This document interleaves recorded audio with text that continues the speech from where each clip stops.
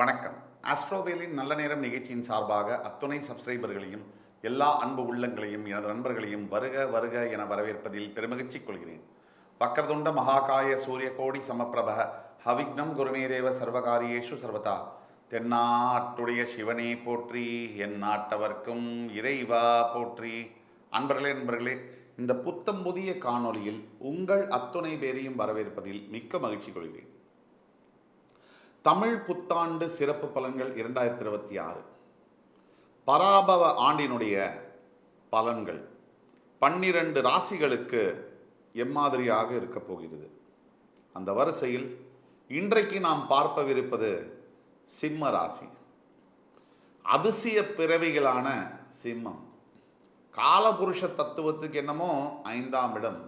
இந்த சிம்மத்துக்கு தற்சமயம் 7இல் ராகு, 8இல் சனி, அஷ்டம சனி, 11ஆம் வீட்டில் குரு, 12ஆம் வீட்டிற்கு ஜூன் 2 முதல் வரப்போகிறார் விரயஸ்தானத்துக்கு. சிம்மத்தில் கேது. இப்போ இதுதாங்க சப்ஜெக்ட். உலகம் முழுக்க தெரியும், எனக்கு சிம்ம ராசியில்தான் அதிகப்படியான ஃபாலோயர்ஸ், ஃபேன் ஃபாலோயிங் இருக்கு அப்படின்னு தெரியும். அதற்கு அடுத்தபடியாக இல்லை அதுக்கு ஈக்குவலாகவோ மகரம். இந்த 2 ராசிகளில் எனக்கு அதிகப்படியான ஃபேன் ஃபாலோவிங் இருக்குது அப்படிங்கிறது எல்லாருக்குமே தெரியும். அதுக்கப்புறம் பல ராசிகள், பல அன்பர்கள் இருக்காங்க. இருந்தாலும் சிம்மத்துக்கு ஏன் ஸ்பெஷாலிட்டி? சிம்மமே ஒரு ஸ்பெஷாலிட்டி தான். ராசிகளின் ராஜா சிம்மம். இந்த ராசிகளில் சிம்ம ராசிக்கு மட்டும் ஏன் இத்தனை கவனம்? 12 ராசியிலேயே சிம்மம்னு சொன்னாலும் மற்ற 11 ராசியும் கவர்ச்சி அடைகிறாங்க. சிம்மத்துக்கு உயிரிலேயே ஒரு மேக்னெட்டிக் புல் இருக்கு, ஒரு அட்ராக்ஷன் இருக்கு. யாரையும் சுலபமாக கவர்ந்து இழுக்கக்கூடிய கவர்ச்சி சிம்மத்துக்கு இருக்கு. அது உடல் அழகு மூலியமாகவோ, முக வசீகரம் மூலியமாகவோ, அல்லது பேசுகின்ற தன்மை மூலியமாகவோ, இல்லை ஞானம் அறிவு மூலியமாகவோ, ஏதோ ஒரு வகையில் சிம்மத்துக்கு எல்லாரையும் வசீகரப்படுத்தக்கூடிய அந்த தன்மை என்பது இருக்கு. சிம்மம் ராசிகளின் ராஜாவுடைய வீடு. ராசிகளின் ராஜா யாரு? சூரியன். சூரியன் தான் பிரபஞ்சத்தை இயக்குபவர். சூரியன் தான் மத்தியில் இருக்காரு. அவரை சுற்றி எல்லா கிரகங்களும் இயங்குது. அப்ப சூரியனை நோக்கி வந்து எல்லா கிரகங்களும் ஈர்ப்பு சக்தியோடு இயங்குது. அப்போ சிம்மம் வந்து அவ்வளோ ஸ்பெஷல். இப்போது சிம்மத்துக்கு அஷ்டம சனி. அஷ்டம சனி 7.5 வருஷம் 7.5 சனி.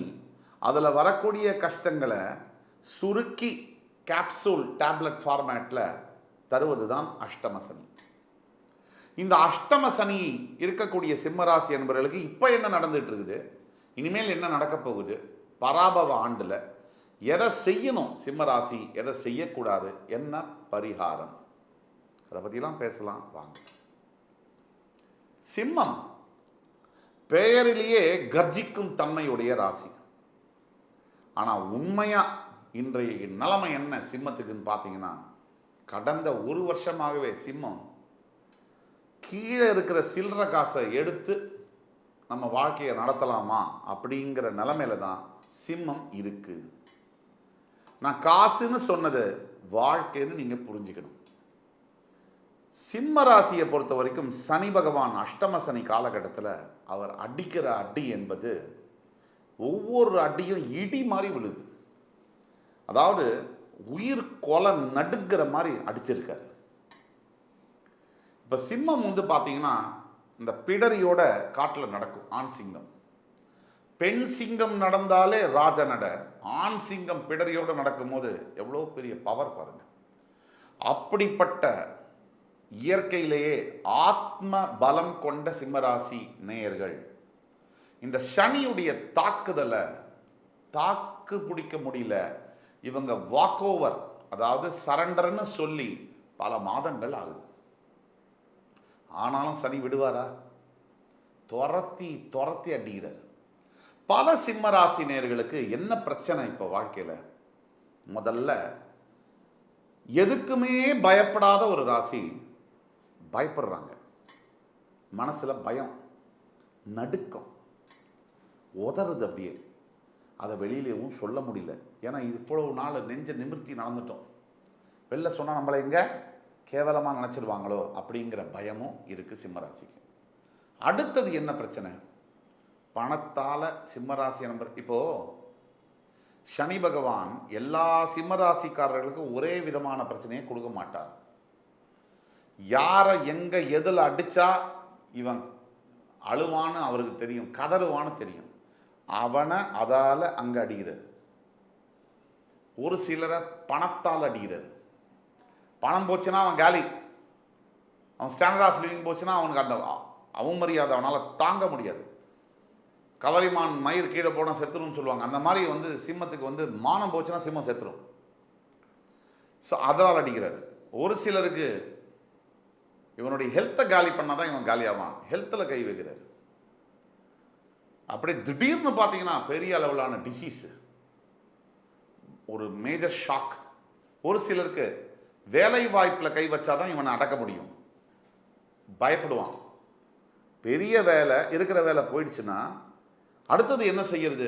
வாழ்க்கையே அந்த ஒரே ஒரு அடியில் ஒன் ஸ்டாப் ஷாப், வாழ்க்கையை காலி பண்ணிடலான்னு சொல்லி சில பேருக்கு வேலையில் அடிக்கிறாரு. ஒரு சிலருக்கு உறவுகளில் அடிக்கிறாரு.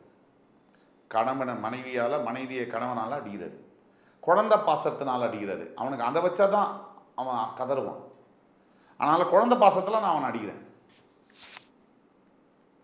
ஏன்னா குழந்தை பாசத்தை தொட்டால் தான் அவனோட மனசை நான் காலி பண்ண முடியும் அப்படிங்கிறதுல அடிக்கிறாரு. இன்னும் ஒரு சிலருக்கு காதலன் காதலி, இந்த லவ்வை மட்டும் உடைச்சனா இவன் காலிவன், சுக்குன்னு ஒரு பவுடர் மாதிரி ஆயிடுவான் அப்படின்னு சொல்லி அங்கே அடிக்கிறாரு. இப்படி ஒவ்வொருத்தனுக்கும் ஒவ்வொரு இடத்துல எங்க வச்சா எங்க அடிச்சா இவன் கதறி உயிர் வலியோடு அழுவான் அப்படின்னு தெரிஞ்சு அடிச்சிட்டு இருக்கிறாரு. இன்னைக்கு சிம்மராசி உயிர் வலி பொறுக்க முடியாம அழுதுட்டு தான் இருக்காங்க. இந்த பராபவ ஆண்டுல நான் என்ன புதுசா சொல்றது? இந்த ஏப்ரல் 14 முதல் ஜூன் 2 வரைக்கும் சிம்மராசி நேயர்களே, உங்களோட ஐம்புலன்களையும் பொத்திட்டு தான் நம்ம இருக்கணும். ஐம்புலன்கள்னு நான் சொல்றதுல எல்லாமே அடக்கும். அப்படி இருந்தால் மட்டுமே தான் உங்களுடைய வாழ்க்கை நியூட்ரல், ஜீரோ அப்படிங்கிற பொசிஷனுக்கு ஜூன் 2ற்கு பிறகு, குரு பயிற்சிக்கு பிறகு வரும். நல்ல காலம் வருமா? சாமி மேல சத்தியமா அடுத்த 1.5 வருஷத்துக்கு இல்லை. ஓரளவுக்கு சமாளிக்கக்கூடிய காலம் வருமா? அதுதான் ஜூன் 2. இந்த வலி, இந்த ரணம், இந்த அவஸ்தை, இந்த சித்திரவதை, இது ஜூன் 2ற்கு பிறகு மாறும். இதுதான் நல்ல செய்தி. ஜூன் 2 பிறகு நான் அமெரிக்க அதிபர் ஆயிடுவேனா? கண்டிப்பாக இல்லை. அமைச்சிகரைக்கு கூட ஆக முடியாது. ஆனால் உங்களுடைய கடன்ல ஓரளவுக்கு அந்த தாக்கம் தீரும், இந்த உறவுகளுடைய தாக்கம் தீரும், உடல் ஆரோக்கியத்துடைய தாக்கம் தீரும். இப்படி பல பிரச்சனைகள் ஓரளவுக்கு தாக்கம் தீரும். நீங்க செஞ்ச புண்ணியமோ, நீங்க செஞ்ச பாவமோ, அஷ்டம சனி காலகட்டத்தில் உங்களுடைய நல்ல காலமோ என்னவோ, உங்களுடைய 4, 6, 8ஆம் வீடுகளை உச்ச குரு பார்க்க போகிறார். அந்த 8ஆம் வீட்டில் சனி இருக்கக்கூடிய இந்த காலகட்டத்தில் குரு பார்வை அங்க விழுவுறதுங்கிறது ரோட்ல அடிபட்டு விழுந்த ஒருத்தனுக்கு தண்ணி கொடுக்குற மாதிரி. நல்லது நடக்குதோ இல்லையோ ஃப்ரெண்ட்ஸ், முதல்ல நமக்கு சேஃப்டி முக்கியம் லைஃப்ல. கெட்டது நடக்காம இருக்கணும், அதுவே பெரிய நல்லது. நல்லது நடக்குதோ இல்லையோ, பிரச்சனைகள்ல நம்ம மாட்டாம இருக்கணும், அதுதான். இப்போ ப்ராக்ரஸ் பத்தி, முன்னேற்றங்கள் பத்தி, growth பத்தி, வளர்ச்சி பத்தி எல்லாம் பேசாதீங்க, நினைக்காதீங்க. ஒரு டைம் வரும், நான் சொல்றேன், அந்த டைம்ல உங்களுடைய வில்லுலேருந்து அந்த அம்பை அட்டிங்க. இப்போ ஹிடன் மோட்ல போக வேண்டிய காலம் சிம்மத்துக்கு. சிம்மத்துக்கு இந்த குரு பயிற்சி 2வது ஜூனுக்கு பிறகு உடனே ஆஹா ஓஹோன்னு திருப்பி ஆரம்பிச்சிடக்கூடாது. சிம்மம் எந்த ராசி அப்படின்னா ஒரு ஹைப்டு ராசி. சந்தோஷம்னாலும் மேலே டான்ஸ் ஆடுறது, உச்சக்கட்டமாக குதிக்கிறது. துக்கம்னாலும் தரையை பொழந்து போட்டுட்டு உள்ளே போய் படுத்துட்டு அழுகுது. இது ரெண்டுமே வேண்டாம் ஃப்ரெண்ட்ஸ். நீங்கள் பேலன்ஸ்டாக இருக்க வேண்டிய, பேலன்ஸ்டாக இருக்கிறதுக்கு கற்றுக்க வேண்டிய, அந்த மெச்சூரிட்டியை கற்றுக்க வேண்டிய காலகட்டங்கள் இது. நீங்கள் அமைதியாகத்தான் இப்போ இருக்கணும். இப்போது அமைதியாக இருந்த ராஜா நீங்கள் பார்த்தீங்கன்னா எப்போவுமே ஒரே கோபமாகவோ, ஒரே சந்தோஷமாகவோ, ஒரே துக்கமாகவோ இருப்பதில்லை. என்ன கோபம் இருந்தாலும், என்ன சந்தோஷம் இருந்தாலும், துக்கம் இருந்தாலும் பேலன்ஸ்டாக இருக்க கற்றுக்கக்கூடிய ஒருத்தர் தான் மிகப்பெரிய தலைவனாக மாற முடியும். எஸ்பெஷலி இந்த உறவுகள்னால சிம்ம ராசிக்கு தனிமைப்படுத்தப்பட்ட காலகட்டங்களாக இது இருக்கு. பல சிம்மராசி அன்பர்கள் கணவனை பிரிந்து, மனைவியை பிரிந்து, தனியாக இருந்து, அது ரொம்ப கொடூரமான ஒரு நிலைமை. அந்த நிலைமையில் இருக்கக்கூடியவர்கள் பல அன்பர்கள் இருக்காங்க. தான் பெற்ற குழந்தைகளை பார்க்க முடியாத அன்பர்கள் இருக்காங்க. தன்னுடைய நண்பனே உங்க ஃபோன் கால்காக எதிர்பார்த்த நண்பன் உங்களை பிளாக் பண்ணக்கூடிய ஒரு காலம். உங்களை கிட்ட கை கட்டி நின்னவங்கெல்லாம் உங்களை ஏளனமாக பார்த்து சிரிக்கக்கூடிய ஒரு காலகட்டங்கள். அதுதான் நேரம், காலம். கொடுத்த கைகள் ஏந்தி நிற்கக்கூடிய காலம். சிம்மத்துக்கு ஆகாத ஒரு விஷயம் கை ஏந்துறது சிம்மத்துக்கு ஆகாது. அது மரணத்துக்கு மேலன்னு நினைக்கக்கூடியது சிங்கம். ஆனாலும் சிம்மத்தை கையேந்த வைத்த ஒரு காலம், சந்தர்ப்ப சூழ்நிலைகள். ஆக ஏப்ரல் 14 ஜூன் 2 வரைக்கும் சிம்மராசி என்பர்கள் ரொம்ப ரொம்ப ரொம்ப ரொம்ப கவனமாக இருக்கும். என்னென்ன நல்ல விஷயம் இருக்கு இந்த அஷ்டம சனிலையும்? வேலையெல்லாம் இருக்கும், பணமெல்லாம் வரும், ஓரளவுக்கு நிம்மதி இருக்குல்ல, சந்தோஷம் இல்லை. எதையோ ஒன்றத்தை தொலைச்சிட்டு என்னத்தை தொலைச்சோன்னே தெரியல, அதை எங்க தேடுறதுன்னு எப்படி தெரியும்? இந்த வார்த்தையை பாருங்க, எங்க என்னத்தை தொலைச்சோன்னே தெரியாம எங்க போய் தேடுறது? இன்னைக்கு சிம்மராசிக்குடைய மைண்ட் செட் வந்து அப்படிதான் இருக்கு. 8ஆம் இடத்தில் கூட்டு கிரகங்கள் இருப்பது ஒரு அநியாயமான ஒரு விஷயம். அந்த நிலைமை சிம்மத்திற்கு ஏப்ரல் 14, 18 தேதிகளில் நடக்குது. அதெல்லாம் தாண்டணும், தாண்டி வரணும், ஜெயிக்கணும். நான் சொல்லியா உங்களுக்கு தெரிய போகுது? சிம்மத்துக்கு தெரியாதுதான். ஃபீனிக்ஸ் பறவை அதோடைய குணத்தை கற்றுக்கிட்டதே சிம்மத்துக்கிட்ட தான். சிம்ம ராசி தான் வெகுண்டு எழக்கூடிய ஒரு ராசி. அட்ரா என்ன எவ்வளோ வேணா அடி, நான் அதை தாண்டி ஜெயிக்கிறேன் பார் அப்படின்னு சொல்லக்கூடிய மன தில்லு, தைரியம் சிம்மத்துக்கு மட்டும்தான் இருக்கு. அதனால் உங்களை வந்து பிறவியிலேயே நீங்கள் ஃபீனிக்ஸ் பறவைகள், ஒன்றும் சொல்ல வேண்டிய அவசியம் இல்லை.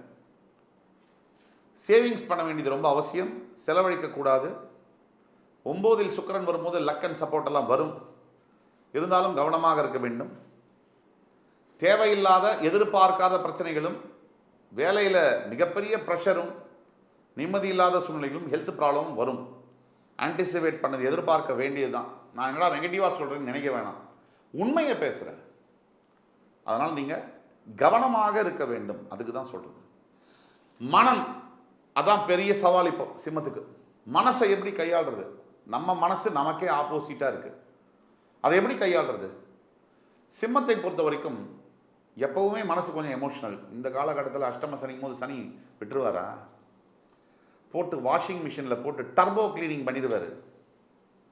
டர்போ வாஷ்னா தெரியும் இல்லையா? அடித்து துவைச்சு கிழிச்சு எடுத்துடுற மாதிரி மனசை இதை பண்ணியிருப்பார். இதெல்லாம் ஜாக்கிரதையாக இருக்க வேண்டும் சிம்மம்.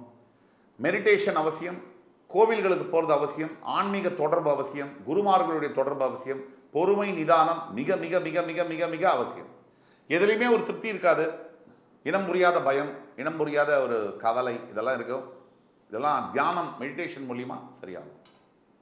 முடிஞ்சால் திருவண்ணாமலையில் இருக்கக்கூடிய கோவிலுக்கு சென்று கிரிவலம் வருவது ரொம்ப நல்லது. பௌர்ணமி அன்னைக்கு இந்த காலகட்டத்தில் திருவண்ணாமலை ரமண மகர்ஷி ஆசிரமத்தில் போய் மெடிடேட் பண்ணுங்க, கிரிவலம் வாங்க, ரொம்ப ரொம்ப ரொம்ப ரொம்ப நல்லது. ஏற்கனவே பண்ணிட்டு இருக்கீங்களா? இன்னும் நல்லது. ட்ராவல் பண்ணும்போது கவனமாக இருக்கணும், மெடிசன்ஸ் எல்லாம் ப்ராப்பராக எடுத்துக்கணும். ட்ரிங்க் பண்ணிட்டு டிரைவ் பண்ணக்கூடாது. அது எப்பவுமே பண்ணக்கூடாது. இந்த காலகட்டங்களில் 100% விபத்து அதை கொடுக்கும். இப்போ கணவனுக்கு உடம்பு சரியில்லை அப்படின்னா உடனே கவனம் பண்ணுங்க. அதே மாதிரி சுப காரியங்களை போஸ்ட்போன் பண்ணுங்க. இப்போ செய்ய வேண்டாம். இந்த காலகட்டங்களில் செப்டம்பருக்கு பிறகு பார்க்கலாம். இப்போ ரெண்டே விஷயம், நீங்களா இல்லை அப்படிங்கிற உண்மையை நீங்கள் புரிஞ்சுக்குங்க.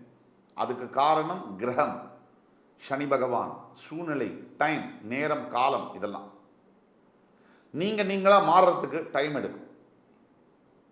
முகத்திலேயே வித்தியாசம் தெரியும். அஷ்டம சனியுடைய தாக்கம் இருக்கும். இதுவும் கடந்து போகும். இப்ப நீங்க கோத்ரூ பண்ணக்கூடிய அத்துணை சவால்களும் நண்பர்களே முக்கியமாக குறித்து வச்சுக்கோங்க, உங்களுடைய சகாப்தத்தை எழுதும், உங்களுடைய சாதனைகளை எழுதும்.